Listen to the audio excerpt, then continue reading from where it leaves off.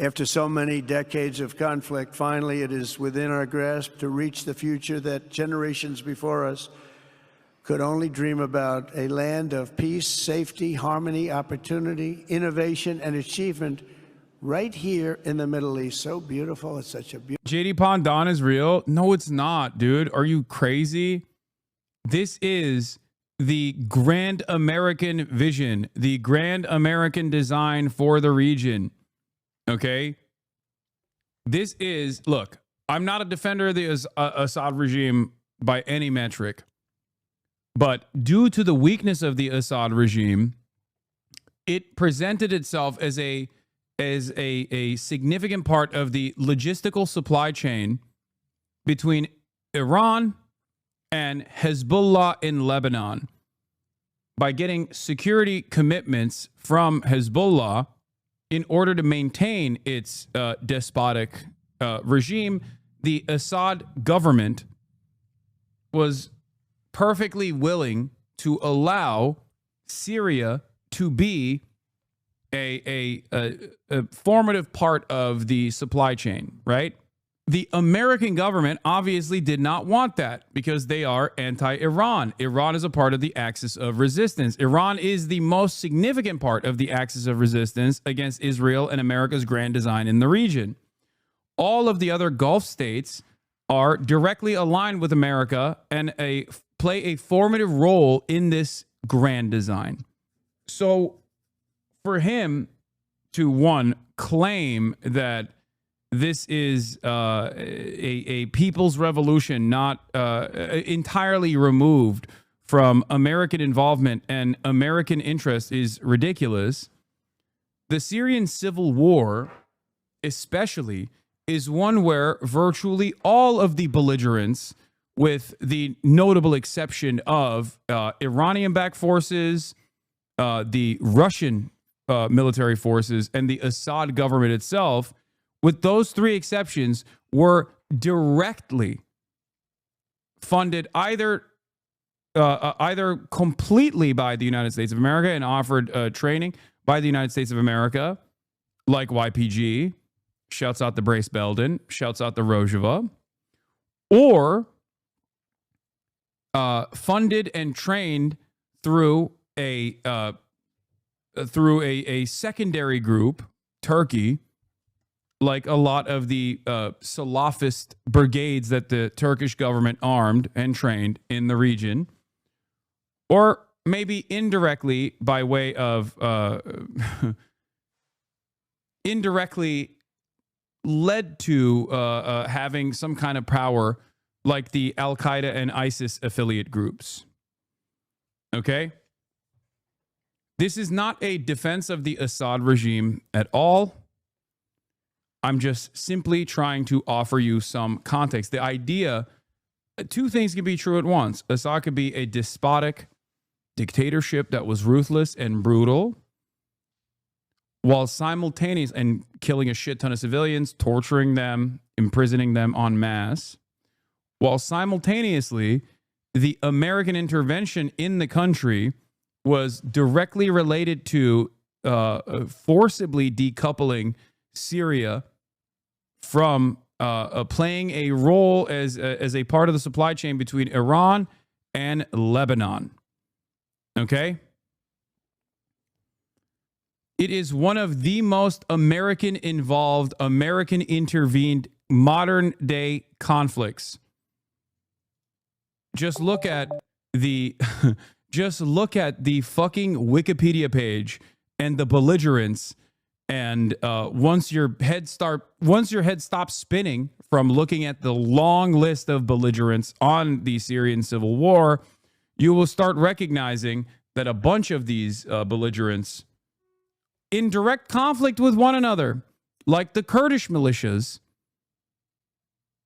and the Turkish-backed militias, were still both funded either directly or indirectly by the United States of America, either by way of NATO or through direct CIA intervention. What do you think of the reporting showing that Assad was selling out Hezbollah to Israel and helping them target Hezbollah leaders? I am not even remotely surprised by that fact. Yeah, here it is. This is great. This is here. It'll brick your brain a little bit. The United States announces a $1.4 billion arms deal with the UAE ahead of Trump's visit in January. Senator Chris Van Hollen and Representative Sarah Jacobs criticized the UAE for supplying weapons to Sudan's rapid support forces, CNN. This is also, yes, another important aspect of this conversation as well, is that the UAE is directly responsible for the crisis and genocide happening in Sudan by supplying weapons to Sudan's rapid forces that are starving out the population of Sudan. This is something that the American government has even recognized, as a matter of fact. Well, the previous government recognized at the very least, and yet this current government is seemingly avoiding that reality because they don't give a shit. Yes, I know the PKK laid down its arms. I will be talking about that as well. That also plays a role in what I'm talking about here.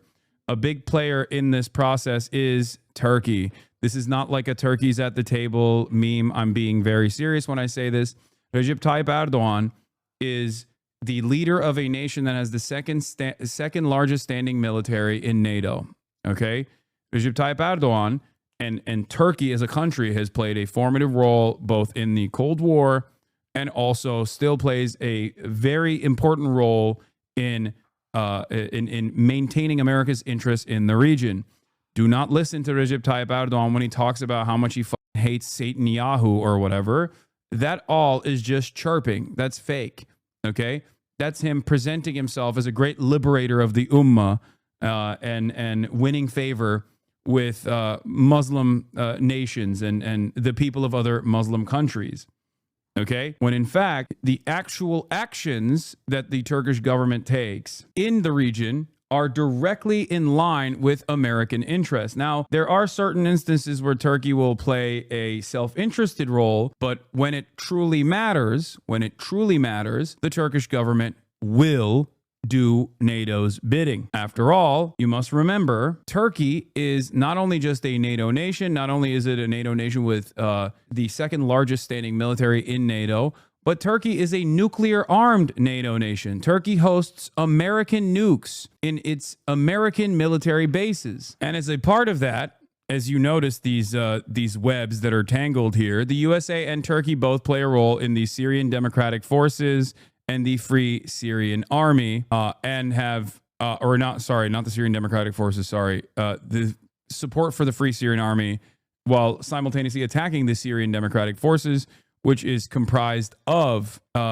some of the Kurdish militias that I was talking about. There's also like the Free Syrian Army in and of itself is comprised of a bunch of different Salafist groups themselves and like radical fundamentalists. Okay? Wait, so if we go to war with Russia, Turkey gets nuked?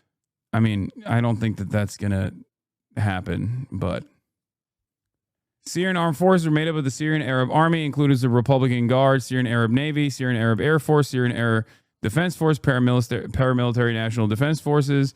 Before the uprising and war broke out, the Syrian armed forces were estimated 295,000 regular troops and 314,000 reservists, while the higher positions in the army were mostly occupied by Alawites. The ground troops were mostly made up of Sunnis, and once the uprisings began, the Syrian regime hesitated to employ these troops against the Sunni rebels. Therefore, the army relied on loyal elite units and Alawite militias such as the Shabiha. Due to defections following the uprising, by the end of 2013, the number of regular troops had decreased to around 110,000. Most of the divisions in the army were under strength, but Russia had been assisting in the reconstruction and re-equipment of some divisions until the fall of the Assad regime in late 2024, whereupon the Syrian Arab Armed Forces surrendered and were de facto dissolved by Syrian opposition groups. The National Defense Force, the Syrian NDF, was formed out of pro-government militias in 2013. The forces acted in an infantry role, directly fighting against rebels on the ground and running counterinsurgency operations in coordination with the army, who provided them with logistical and artillery support. Many of the fighters were trained in Iran, and they received their salaries and military equipment from the Syrian government. As of the 2024, the NDF numbered around 50,000 troops. We talked about Shabiha already. Shabiha. You got Hezbollah, also Iran-backed Shia militant group, part of the Axis of Resistance in the region. Hezbollah troops were fighting with the Syrian army against Islamic extremists and pledged that his group will not allow Syrian militants to control the areas that border Lebanon. In the televised address, he said, if Syria falls in the hands of America, Israel, and Takfiris, the people of our region will go into a dark period. He also called on Shiites and Hezbollah to protect the shrine of Sayyida Zainab. President Bashar al-Assad had denied earlier that there were foreign fighters, Arab or otherwise, fighting for the government in Syria. Hezbollah's decision to aid the Syrian government is most likely due to the fact that they enjoy the protection of the government when it comes to the group's arms procurement and storage in Syria. Okay? Shebbiha. Syria forms an important access corridor between Hezbollah and Lebanon, as I explained to you earlier. And their supporter, Iran, and the survival of a regime that was friendly to Hezbollah was in the group's best interest. 2013 and 2012, Hezbollah was active in gaining control of the territory of Homs governorate in Syria. By May 2013, the group was publicly collaborating with the Syrian army and helping them gain control of 60% of Al-Qusayr by May 14th. In Lebanon, an increase in the funerals of Hezbollah fighters was reported. According to independent analysts, the beginning of 2014, approximately 500 Hezbollah fighters had died in the Syrian conflict. In 2014, Nasrallah claimed that the Hezbollah fighters had helped Assad take back control over the country and that the Syrian regime was no longer in danger of being toppled. After 2014, Hezbollah's involvement in Syria continued to grow, with the group playing a significant role in major military offensives such as the Battle of Aleppo and the Syrian government's recapture of eastern Ghouta. The group also became increasingly involved in securing areas near the Syrian-Lebanese border. You have Iran, you have foreign Shia militias, you have IRGC troops from Iran, and you have Russia. And then on the opposition side, against the government of Bashar al-Assad, you have the Syrian National Coalition, Syrian National Council, the interim government, Free Syrian Army, and affiliate groups. The Free Syrian Army was a group of defecting Syrian army officers encouraging others to defect, defend civilian protesters from violence by the state, and effect government change. Coming from a Syrian, please, for the love of God, don't read Wikipedia. When it comes to Syria, almost everything has a heavy bias. The Shabiha weren't inherently all Alawites. This rhetoric was used to justify saying that the blame is all the Alawites for the suffering the Syrians went through. Here, let's listen to Jeffrey Sachs explain this real quick. It's 15 minutes long. This was in the Antalya Diplomacy Forum, and I do think that, I mean, look, I like Jeffrey Sachs, regardless of his crimes against the USSR. But I will say this. The guy he's literally talking to at the Antalya Diplomacy Forum in Turkey is literally a fucking CIA agent, okay? The guy who was interviewing him in this conversation is straight up a fucking CIA agent. So understand that while free discourse does take place from time to time,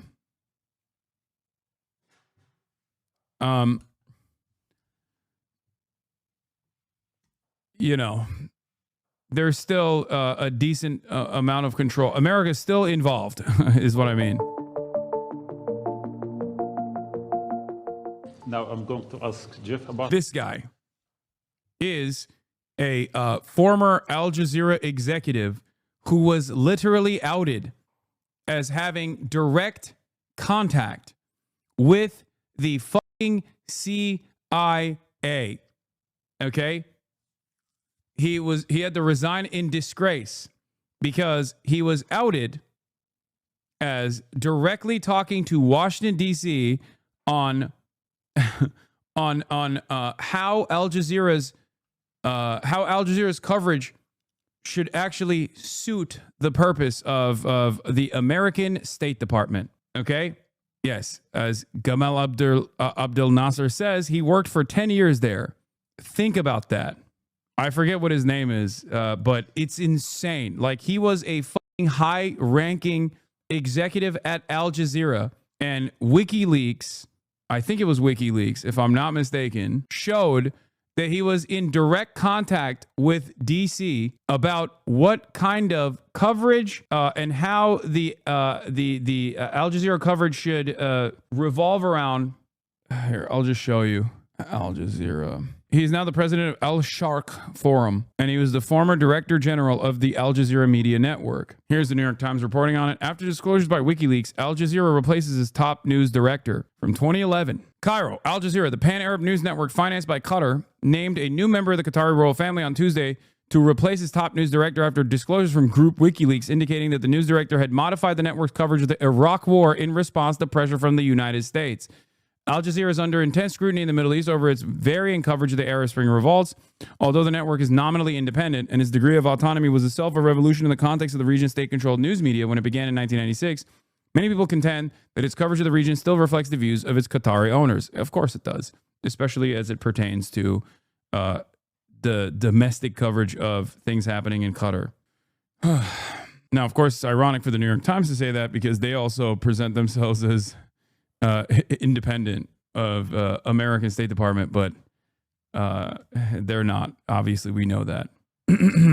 Anyway, until Turkey leaves NATO, everything they say that sounds anti-West is just empty words, and it is not yet a popular thing to leave NATO and Turkey, so most things will remain just as words for a while. I don't think Turkey will ever leave NATO. I don't think there is any prominent... I do not think there is a single prominent Turkish official that has any motion whatsoever that will ever advocate to leave NATO. That's crazy.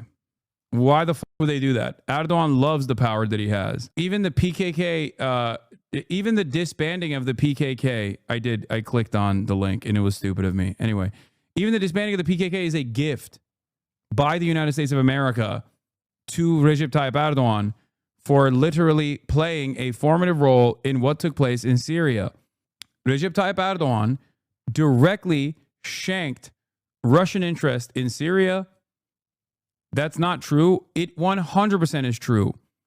Why do you think Western leaders are not talking about the primary opposition leader, the most popular opposition leader in Turkey, being imprisoned for ridiculous reasons and is still in fucking prison with hundreds of thousands of Turkish students and Turkish people flooding the fucking streets, and there is not a single peep from Western leadership? They love talking about how shitty Turkey is and how authoritarian Turkey is from time to time. Why are they not talking about it right now? Elon Musk banned him from Twitter. I'll tell you why.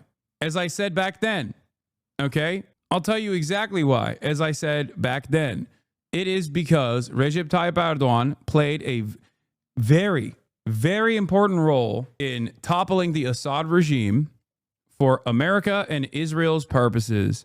And now they are going to piece Syria piece by piece, with the Northern Corridor becoming a de facto part of Turkey, or not like literally a part of Turkey, but under Turkish control, and the southern and the southwestern side of Syria being under Israeli occupation. There's also some conflict between Israel and Turkey over their interests, albeit they're both technically on the same side, the United States of America. There's some conflict between Israel and Turkey. There's a lot of back and forth that's going on, as I've covered as well. But the disbanding of the PKK was a gift to the Erdogan regime. Okay? That's it. And if you understand anything about Turkish politics and NATO involvement in Turkish politics during the Cold War and how it has been a formative part of the Erdogan coalition, the government coalition that he built, MHP, the ultra-nationalist party, is literally an invention of the CIA. It was designed to directly engage in paramilitary action in Turkey against socialist-adjacent, Soviet-aligned Kurdish groups and socialist groups and workers groups. They literally killed all of the Kurdish political dissidents. The MHP did. The MHP-backed Ülke Ocakları, the Grey Wolves, the ultranationalist movement in Turkey that was directly built, designed, controlled, and beefed up by the CIA, played a role in completely destroying all of the Kurdish revolutionary movements. Now, I don't want people to say that I am engaging in Turkish chauvinism here when I choose my words very carefully. I am in support of Kurdish liberation. I am in support of Kurdish people, 35 million, that don't have a homeland in the region. They are the largest ethnic group on the planet that does not have a nation state of their own.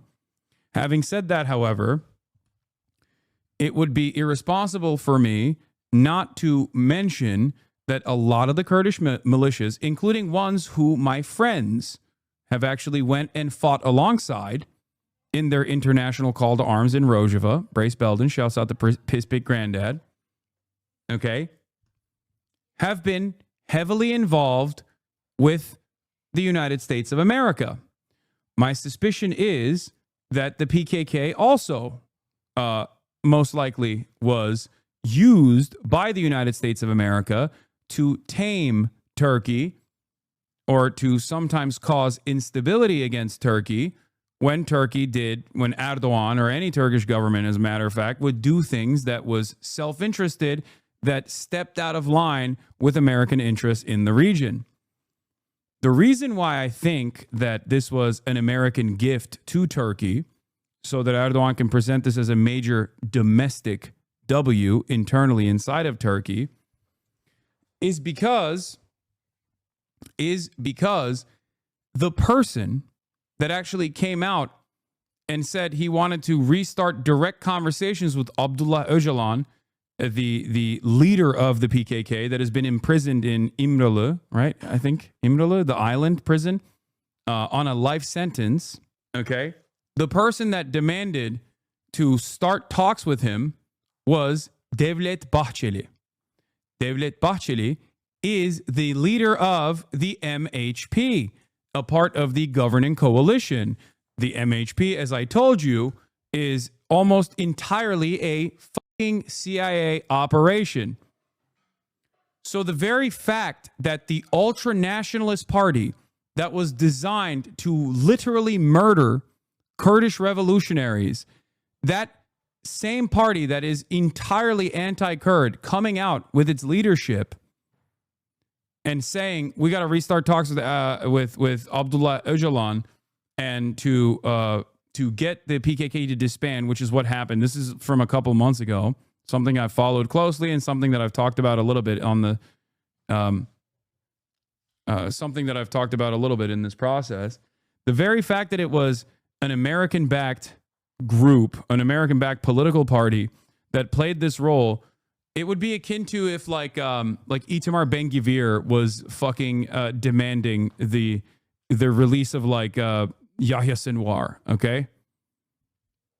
Like that would raise alarm bells, right? Like in terms of not like making a moral equivalence between any of these groups, but it would be like some of the most ultra-nationalist elements in Israel, in Israeli society, to help you develop a better understanding of the situation, making demands to release some of the most significant Palestinian militants, or to talk or to restart direct conversations with like, some of the most important Palestinian militants as a part of the resistance groups.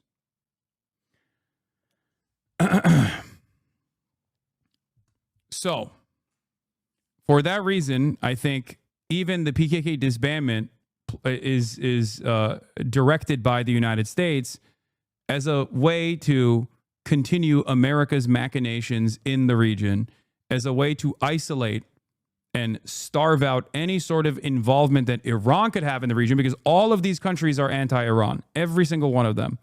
Okay? Remember that. A coordinated operation letting Israel run rampant in the region, go crazy in the region, decapitate the leadership of Hezbollah with not so targeted strikes, even though Israel claims that they were targeted, and kill a shit ton of civilians in the process, in an effort to strengthen the position and the dominance of Israel in the region, and also simultaneously strengthen the position and dominance of Turkey in the region in a way to directly target Iran once they have maintained control over some of the more unstable elements like Syria. That's it.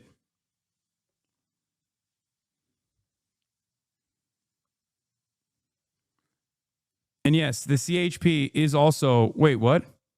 The CHP is also pro-America. The idea that like İmamoğlu straight up made a statement supporting the actions of AKP-MHP coalition on so-called dismemberment of the PKK. The current çözüm süreci was there for 1.5 years in the background as HDP publicly accepted it. You're straight up making things up right now? Wait, what? So why CHP and İmamoğlu support AKP-MHP coalition from first-hand Hasan? This is not a gift from the U.S.? Wait, what? Are you fucking stupid? The CHP, the main opposition party, is also pro-America. That was my initial point. There is not a single fucking major party in this country, in Turkey right now, that isn't pro-NATO and pro-the United States of America. What? Do you unironically think the CHP is fucking anti-America? Are you stupid? No, I'm not fucking stupid. Have you read a word from İmamoğlu's statement? I don't care what any of the fucking statements are from İmamoğlu or the CHP at all. Just like I don't care about what Erdogan has to say about Netanyahu. I am saying they are pro-America, man. What the fuck are you saying? What? Okay.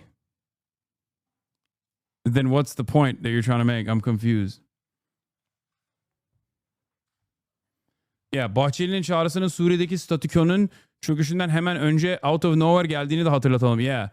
Devlet Bahçeli literally came out with a statement on the negotiations between him and or the current Turkish government, the Erdogan government and APO, Abdullah Öcalan, happened almost instantaneously after, yes, the status quo collapsed in Syria and HTS became the de facto leadership of Syria. When it comes to foreign policy, Turkey is always going to be in the pocket of the United States. Every now and then they'll step out of turn and every now and then they'll step out of turn. And as soon as Recep Tayyip Erdogan does some shit that steps out of turn, that is too self-interested, that goes against America's grand design, America will quickly rein him in. Okay? That's it. When and why did PKK issue an international call to arms? I mean, the inception of the PKK and its like what the movement has turned into in the process is very different. I think that initially Kurdish revolutionary groups and Kurdish militancy inside of Turkey was very much firmly committed to revolutionary principles, Maoist principles, Marxist-Leninist principles. There was different formations. And once they were almost entirely slaughtered and their leadership was destroyed, it turned into an ascetic band that would even engage in direct civilian targets and cause as much instability as possible, which was always used by the Turkish government as a way to say de facto that all Kurds that even remotely entertain speaking their own language or doing things that are Kurdish are actually PKK aligned and terrorist adjacent and should be criminally punished. All parties that have any sort of involvement with Kurdish things, all Kurdish parties that have any sort of involvement would be considered. When and why the PKK issue? No, this is not the PKK. It's YPG in Syria that issued an international call to arms, and Brace Belden took on that call. I forget exactly what year this was. Anyway, YPG is in Syria. It's a Kurdish militia. It's a Kurdish militia formation in Syria. Is it possible that PKK dissolution is a condition that Erdogan posed in exchange to let Rojava be and not try and fight them? I think Erdogan and previous Turkish governments, even before Erdogan, but certainly since Erdogan's rise to power, has always tried to be in control of the autonomous Kurdish regions rather than letting America have direct control over autonomous Kurdish movements and autonomous Kurdish regional movements in a very self-interested effort. Like they would rather have complete control, or at least they would rather be able to enforce their interests and their desires than allow for a Kurdistan movement to exist in the region that is not dissimilar to how like Israel was formed, which is of course different because Kurds are ethnically, they're not a settler colony. So obviously there's major differences there, but from the Turkish government's perspective, They don't want this to be an American-backed country. These are indigenous people, of course. And yeah, I don't know what else to say about that. America negotiated the integration between the SDF and the new Syrian government. They flew Muslim Abdi in a U.S. helicopter. Isn't the former PKK largely represented in YPJ? They're still defending Rojava? No.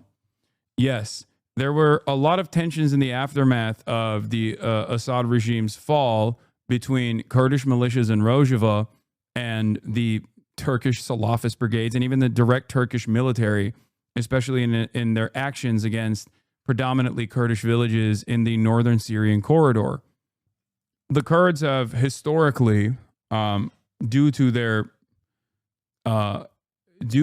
their lack of having a ethnic homeland and due to having their identities be erased as a, like I said, 35 million ethnic indigenous population that has no autonomy or no homeland, have often found themselves at the mercy of American empire and have been used consistently in the region by the United States of America as a militia group that they can just sick on other regional actors that fall out of line, only to completely drop them every single fucking time and allow the Turkish government to come in and roll over and destroy them. They have always been a proxy tool of American empire. But that's not really unique to just the Kurds, obviously. America does this. It's this modus operandi.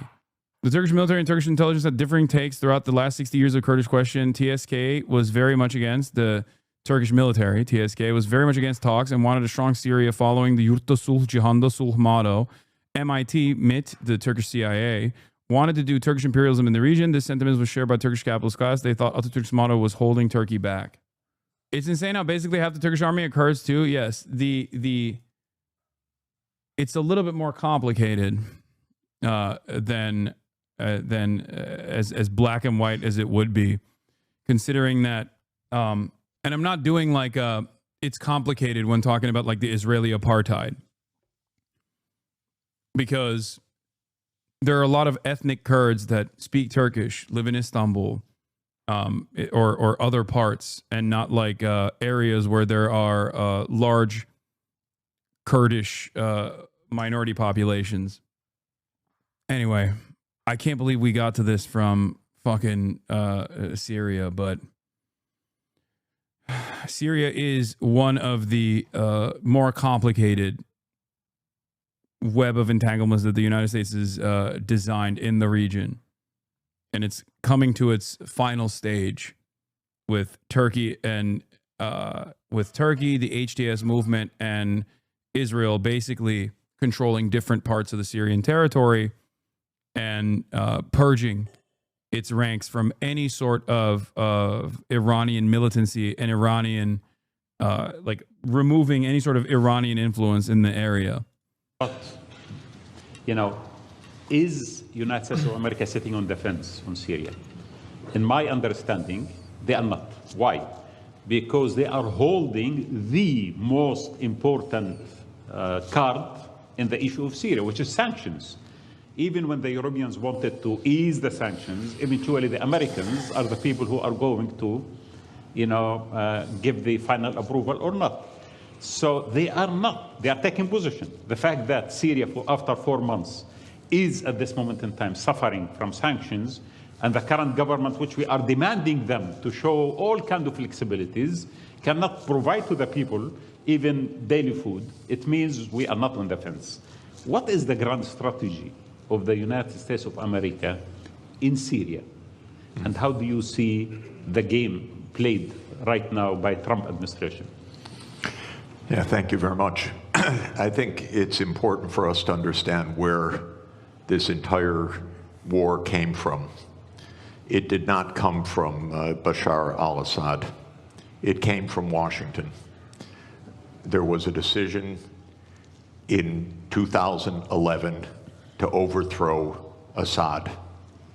Actually, that came from Jerusalem. This has been a desire of the Israeli government that stretches back more than 25 years. Netanyahu's idea is make the Middle East in Israel's image. I don't even fucking agree with this. Like, I like Jeffrey Sachs, but I think he gives too much credence to Israel and not enough to the United States of America in this grand design. Like, I don't think this is just Israel. I think this is America. Israel is simply a vehicle for American intervention in the region. He saw a lot of the inside movement.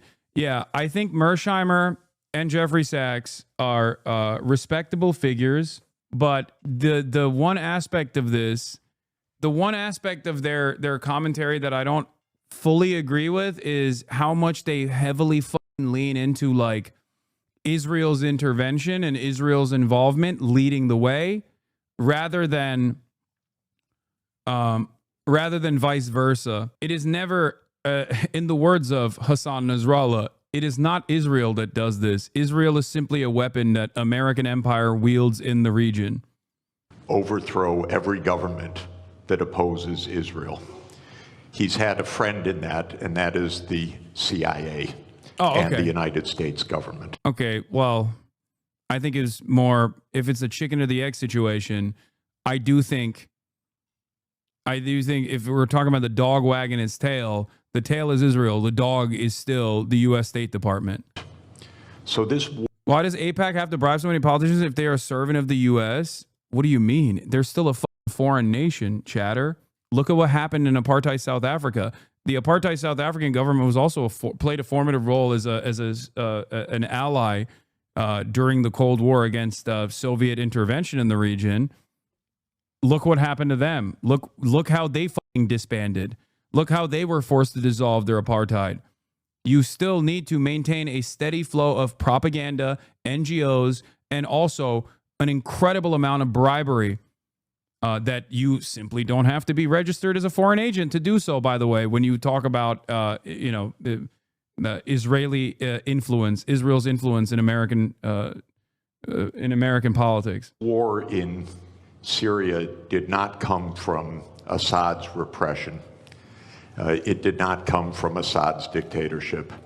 This war came from a presidential order by Obama. By the way, saying this in Turkey is so funny. Like, saying this in a fucking Turkish forum is hilarious. I think it's a good analogy of Sachs POVs that Israel's the devil on the shoulder of the U.S. with these dog shit ideas being proposed and minimizing the potential impact / blowback that will result by saying, trust us, we know the region. Fair. To overthrow Assad, starting in the spring of 2011. We have a name for this program. It was Operation Timber Sycamore. The United States, together with other countries in this region, trained fighters, especially jihadists, including the ones that just took power, to overthrow the regime. This created chaos. 600,000 dead in Syria in a war that has gone on for 14 years. The outcome of this war is what the CIA wanted back in 2011, which is that a jihad group would take power in Syria after being armed by the United States. The reason I want to be clear about this is that we will not have peace in this region until we have public diplomacy that is based on real diplomacy, not on CIA operations. And we will not have peace until Israel stops its militarization of the entire Middle East. Because the Syrian war is just one of 6 wars that Israel has promoted, including in Lebanon, Iraq, Syria, Libya, Somalia, and Sudan. We had the list, actually, from Wesley Clark back in 2001, when he was handed a paper in the Pentagon that the goal was 7 wars in 5 years. The only war that hasn't taken place yet, to Netanyahu's great consternation, is the U.S. war with Iran, which Israel is still trying to instigate to this very day. So the Syrian war is part of a regional tragedy. We have tragedy in Gaza, the West Bank, Lebanon, Syria, Iraq, Sudan, South Sudan, and Libya that I put at the hands of the United States government and its ally Israel, because none of these wars had to happen. These were all wars of choice. They were all wars that came from the idea of regime change operations, that the United States would determine which regimes operate in which countries. We'll never have peace in this region if outside... They keep asking how old this video is. It's recent. It's like a couple months ago, or 1 month ago, April 12th. Why is he telling all this to a CIA agent? It's pretty ironic, Lamau. He's telling all of this to a guy who corresponded with Washington, D.C. in an effort to manipulate Al Jazeera's news coverage during the Iraq War in a NATO nation, Turkey, that is playing a formative role, has played a formative role in toppling the Assad regime. Why do people concede that Israel's doing atrocities but still fucking support them? What do you mean? It's the same as America. Because Israel is America. Aren't our guys in Iran already in place? Who do we want instead? No, these are not our guys in Iran in place. Are you kidding me? The Syrian foreign minister was supposed to be at the panel, but he had to leave. That would have been crazy. That would have been crazy. Imperial powers like the United States are dictating the terms to this region. The only way to have peace in this region is if this region is determining its own future, not outside powers. And Israel could never do these wars on its own. These are American wars. America provides the financing. Yep. It provides the military backup. It provides the naval support. It provides the intelligence operations. It provides the munitions. Israel couldn't fight for 1 day without the United States backing. Israel could not be committing a genocide in Gaza without the United States' full operational complicity. I don't mean political complicity, I mean direct, daily operational complicity. This has to end. This region has been divided for 100 years, first by the British Empire and then by the American Empire. And this is going on until today. We have a genocide going on right next door. Till today, till this morning. People being wantonly killed, brazenly killed, because the United States is providing the means for this. So this is what's happening in Syria. Is the U.S. on the fence? Hardly. It's the major actor. I know, by the way, I know firsthand that in 2012, UN Secretary General Ban Ki-moon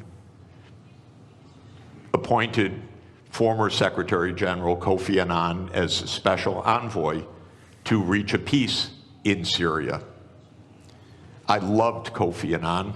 I love Ban Ki-moon. I worked for both of them. Kofi Annan arranged a peace in 2012. He arranged a peace in Syria. You know why it didn't happen? Because all the parties agreed to peace except one. Literally one. That was the United States of America. The United States of America said there will be no peace unless Bashar al-Assad goes the first day. The other parties said, no, you can't just determine that. Maybe there'll be a process. Maybe there'll be elections agreed. Maybe there'll be a 2-year process. I do want to maintain something here, though. Just as like the Arab Spring took place, okay? A lot of people, even leftists, even anti-imperialists, sometimes find themselves in a situation where they're engaging in like campist, simply America's wrong and all of America's enemies are right territory, when they talk about the subject matter, not realizing that there is real discontent amongst the Syrian population. Okay? So this is not to say that Assad was not horrible. There are definitely a lot of people who are pro-Assad on Twitter.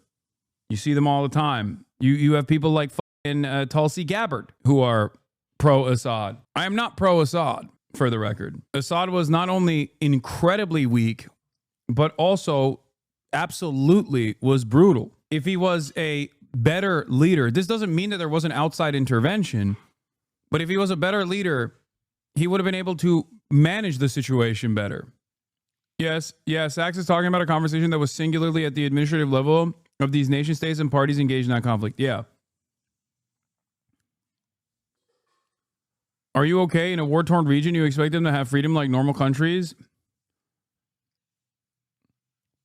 There is a level of administering normal governance that you have to maintain. And Assad went far above and fucking beyond, dude. What are you talking about? Like, it's not even, I mean, this is not a controversial position in my opinion. As far as his weakness goes, he wasn't even a reliable ally to the axis of resistance. He was simply, due to his weakness, he simply needed support from groups like Iran and by way Hezbollah to maintain control. In any case, he bears a lot of the responsibility of what has taken place in Syria due to his incompetence and sheer cruelty. Process, a 3-year process. The United States said no. Assad must go the first day of any agreement or we block it. And so Kofi Annan stepped down from his position after having negotiated a peace arrangement. And we have had 500,000 people dead since then. We should not allow... And for the record, for people that are saying like, oh, the Ba'athists went from being pro-Falangist and pro-US or pro-England to then pro-Palestine, they're useless. Yeah, Assad was literally fucking pro-Palestine until the Sunni population was frustrated with his, with his cruelty. And of course, Hamas, which was able to operate freely from Aleppo, or from Damascus, sorry, not Aleppo. I think it was Damascus. Once they made their position known in support of the rising popular sentiment in the fucking region, they shuttered their doors. They closed their operations. They immediately, Assad was like, all right, no more of that. Fuck you. So just remember that. If you think that, no, the chatters that don't know what is Aleppo are joking, because famously fucking anti-war libertarian candidate Gary Johnson once was asked that question, and he responded with, what is Aleppo? This kind of criminality to be normal. This region has been at war nonstop for 30 years. Actually, I would say for at least 57 years since the Six-Day War, because there has been no honest accounting of international law, no honest diplomacy. It's been militarization all the way through. And we could have peace immediately in this region. All that is required, in my view, is the United States change its veto of Palestine as the 194th UN member state, because on that basis, all the region would normalize relations and the wars all across this region would stop. But Israel has had control over US policy, and it says no. It wants greater Israel. It wants Israel in Syria. It wants Israel in Lebanon. It wants Israel in the West Bank. It wants Israel in East Jerusalem. It wants Israel in Gaza.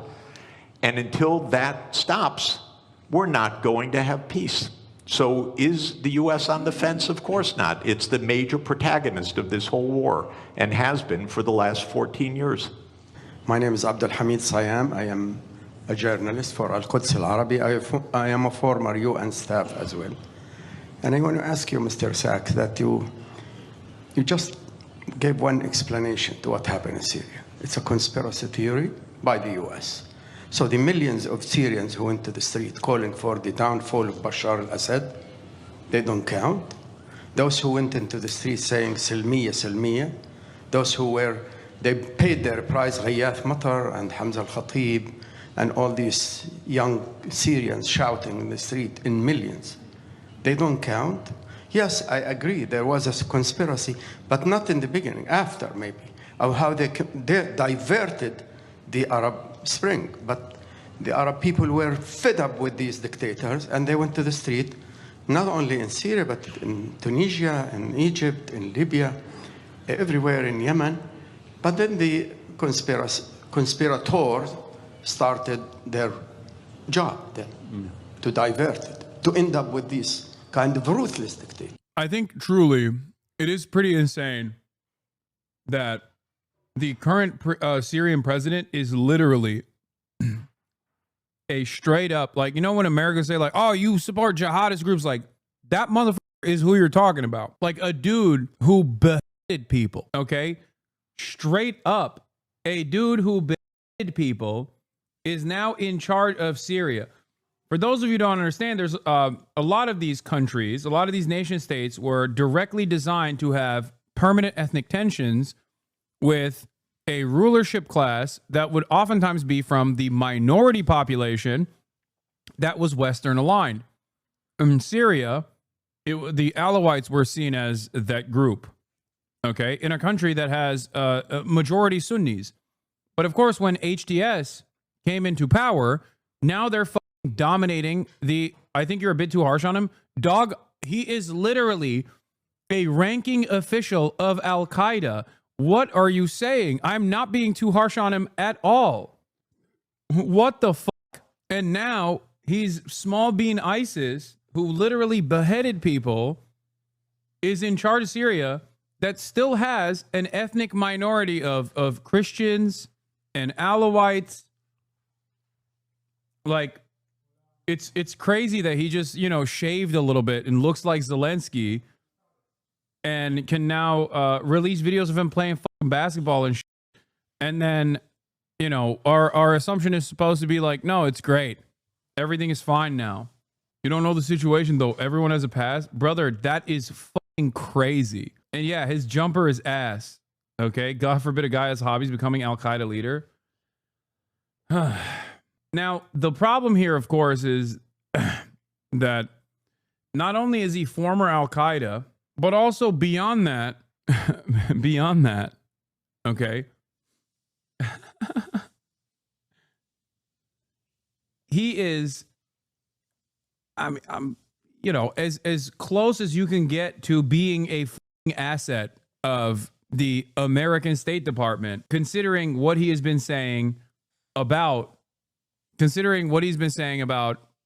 U.S. intervention, normalizing relations with the United States, normalizing relations with Israel, like all this. So he plays a role in the grand design that America has in the region. To say, for people to say, oh, we'd have been better off under Gaddafi and under Mubarak and under. So how do you respond to that? Thank you very much. Thank you, Abdul Hamid.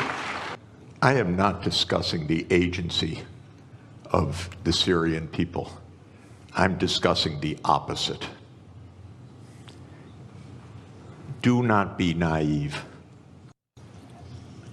Do not think that 600,000 people died because of Assad and the protesters. This was a war. Wars are expensive. They require billions of dollars. They require armaments. And I'm not talking about a conspiracy theory. I'm talking about a conspiracy. And you should know. Everybody go look up Operation Timber Sycamore. Understand what happened in your region. And if you think that calling in the CIA is going to do the bidding of agency in this region, you are sadly mistaken. This region has been manipulated by Britain, France, and the United States for 100 years since the Versailles Treaty. It will not have safety or peace until the United States is out of this region through manipulation and war. You all say, well, it's Israel doing this. It's the same thing I'm talking about. It's the same reason for Operation Timber Sycamore. It's not an independent fact. It's the reason why this happened. I'm the last to denigrate agency. I'm telling you exactly the opposite. If you think your big friend, the United States, is going to do your bidding and help you get your way, empires divide to rule. They are not doing the bidding of Turkey or Syria or Lebanon or anybody else in this region. And if this is, yes, you want to balance Persia or Iran, you call in the United States to do that, and you think this is going to work out well? It's not going to work out well. This region has three major powers: the Arab world, the Turkish world, and the Persian world. It's been more than 1,000 years this way. I said to Iranian diplomats that Iran has been 5,000 years. I was corrected, 7,000 years. It's a long story. You don't need the United States to pull the chestnuts out of the fire.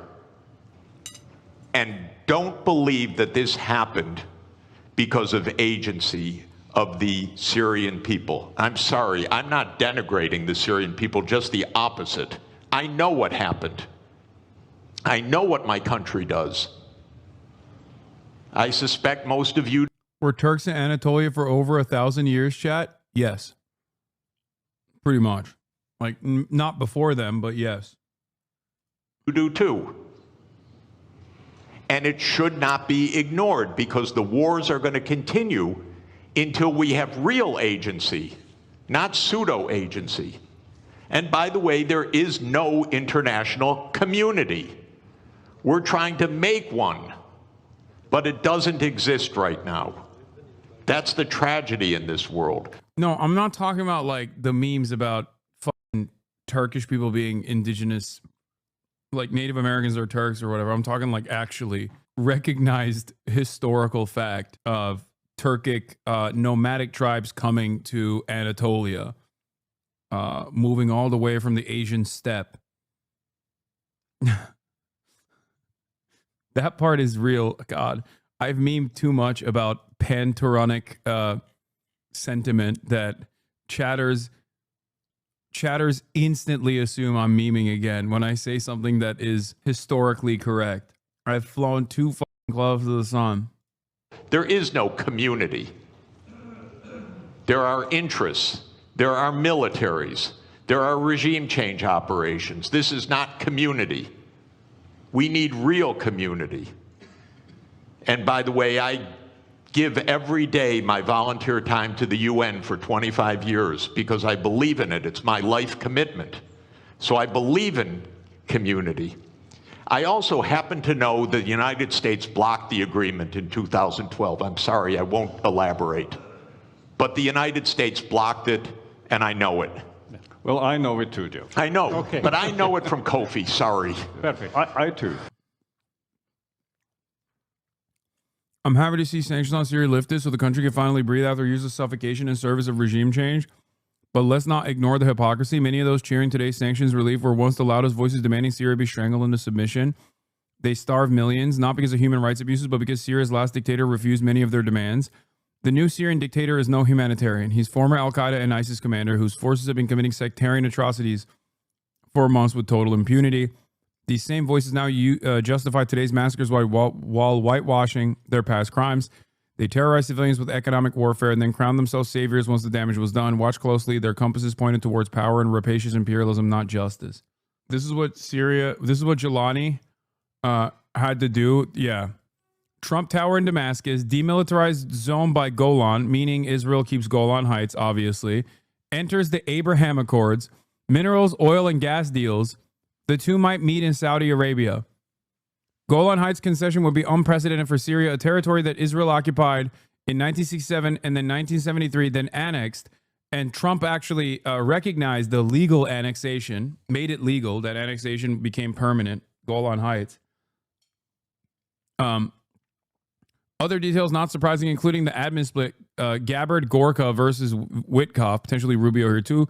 Meeting in Saudi Arabia would be first since 1990s between U.S. and Syrian presidents. Irony here, if above happens, is Sharas' former jihadist Namde Gur is Golani, a descendant of Golan Heights. Remember when I mentioned that?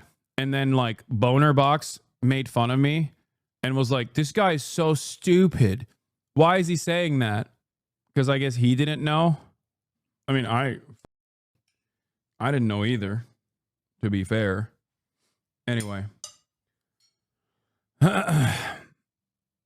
Do you know how a sniping job works? I know. I took a jet from Qatar to get Chuck Schumer to do something decent for once. Senator Schumer says he's placing a hold on all of President Trump's DOJ nominees in response to the deeply troubling plan for the administration to accept. Oh my God. Oh my God. Oh my God. This is what fucking caused him to act. I'm sorry, dude. This is like, dude. That's what finally caused him to fucking react to the Trump administration. Incredible. Fucking incredible. Yeah, all the money in the world from pro-Israel groups and not a peep. The one time he gets money, the one time he gets direct bribes, when he gets direct bribes from Saudi Arabia, not a fucking peep. He gets a direct bribe from someone who is neutral to Hamas and neutral to the Palestinians. Immediately, they're like, whoa, what the fuck is this? I'm sorry, dude. We got fucking the administration black bagging civilians, okay, and dumping them in a CCOT. And this dumb fuck hasn't said a goddamn word about it. As a matter of fact, he'll be like, oh, I actually like the way that Trump is dealing with anti-Semitism. I just don't like if he's going too far or not. Like, he needs to do things by the book. But the one time, dude, come on. The one fucking time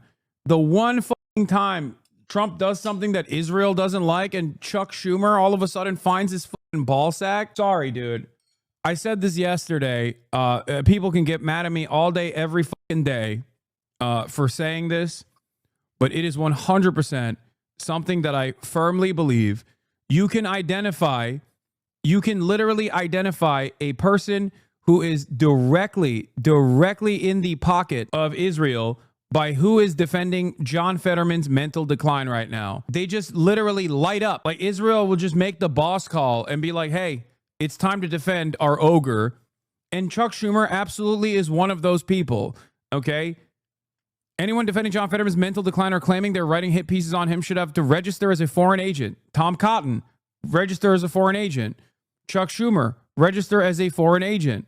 Richie Torres, register as a foreign agent. I'm hitting you all with FARA violations. Every single fucking person that in the aftermath of John Fetterman's mental decline came out to defend him is absolutely doing so at the behest of Israel. That's literally, that's it. It's crazy. Yeah, here's what Chuck Schumer had to fucking say. Schumer, after Trump disappears people, detaining lawyers, Twitch streamers, destroys the government's ability to test how much is in a river. Listen, sit back and observe. Not everything needs a reaction. Schumer, after Trump gets shiny plane from the Orient. Finally.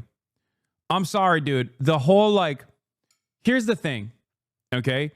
Is the Qatari plane a straightforward quid pro quo, absolute fucking bribe? Yes. Okay? 100%. It is a 100% bribe. It is cartoonish. Exactly. This chatter is right. It is a cartoonish fucking bribe. Okay? That's true. Like, the idea that it is not a bribe is silly. I don't think anybody disputes that. I certainly don't. But remember who gets mad at what kind of bribe. Israel has targeted Qatar as their main enemy in the fucking region now. And because of that reason, despite Qatar having the largest U.S. military base in the fucking region, okay, due to their neutrality to the fucking Palestinian plight, not like outward support, mind you, simple neutrality, playing the role of power brokers in the region, and also all of the soft power that they've garnered out of Al Jazeera, their signature media company that plays a huge role. This is very important for Gulf states, okay? Getting positive coverage from Western states is incredibly important for Gulf states, okay? That's why they engage in sports washing. That's precisely what Saudi Arabia is doing right now with like Neom and fucking, I don't know, buying Mr. Beast or whatever, okay? And for Qatar, they have been able to present themselves as they've been able to basically present themselves as a your sports washing take is dumb. What? America is global cultural hegemon. What are you? No, that's not a dumb take. This is an academic take. The fuck? That's precisely what Saudi Arabia's goals are. What are you talking about? Like what? You think they organically love esports and golf? Is that what happened? Formula One? This isn't soft power for Saudi Arabia?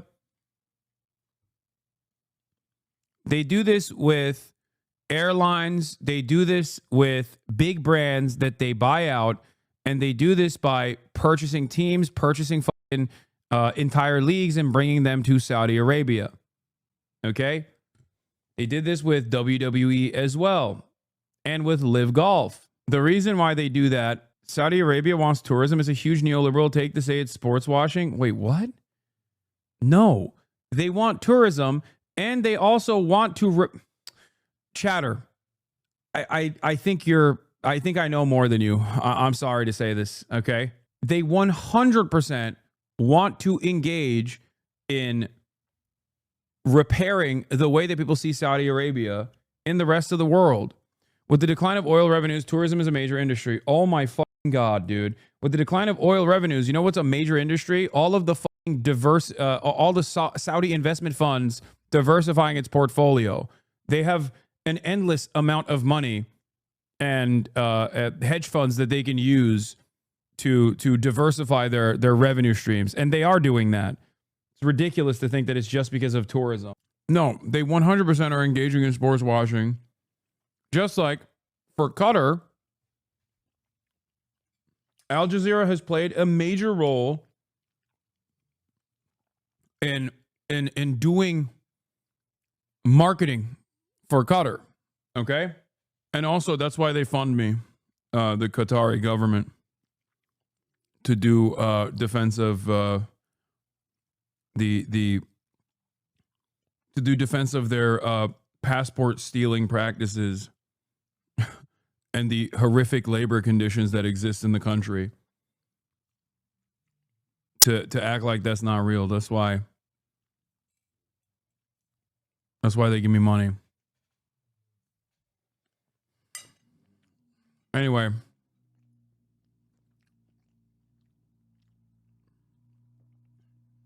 Unfaithful to Pakistan, shaking my head. I would never. My life for Pakistan. Sports washing, I am Saudi and that chatter is right. Come on, brother. When the fuck did this happen? I thought this was like well established. Sports washing was like a well established concept. How the fuck did we... there's like actual PR on this initiative now? What's happening? Like people are just like, no, that's not true. It's just like an organic... I mean, if that chatter is Saudi, I get why he would say that. But it's crazy to me that there is like other chatters who are disparaging the concept.